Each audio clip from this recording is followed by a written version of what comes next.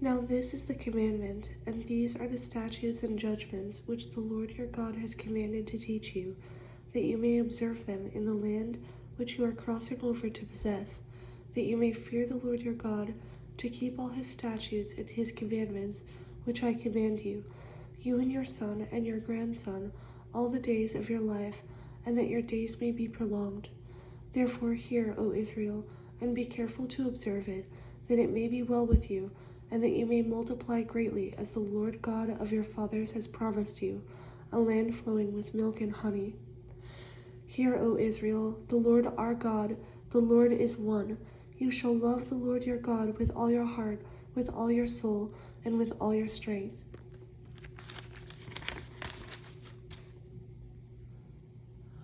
And these words which I command you today shall be in your heart. You shall teach them diligently to your children, and shall talk of them when you sit in your house, when you walk by the way, when you lie down, and when you rise up. You shall bind them as a sign on your hand, and they shall be as frontlets between your eyes. You shall write them on the doorposts of your house and on your gates.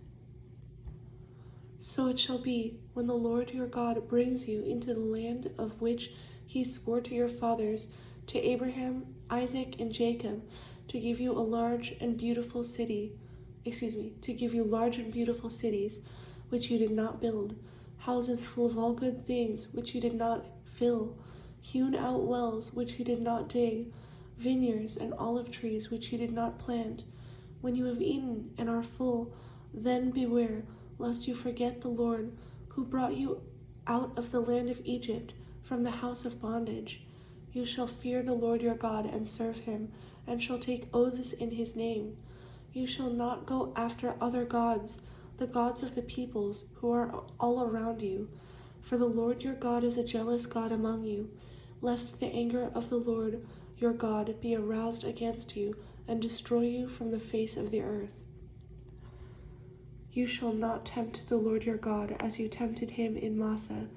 You shall diligently keep the commandments of the Lord your God, his testimonies, and his statutes which he has commanded you.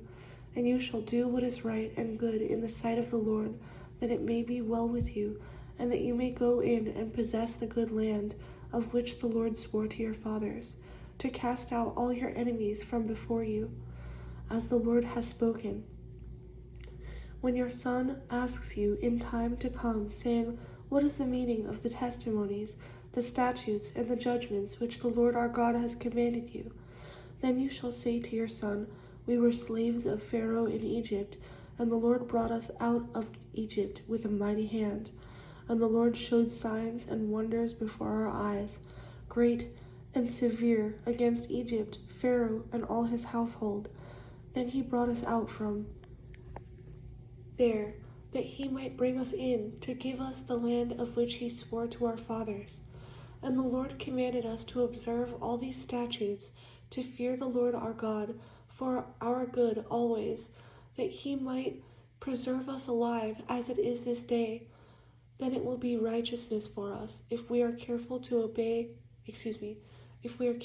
observe all these commandments before the Lord our God, as he has commanded us.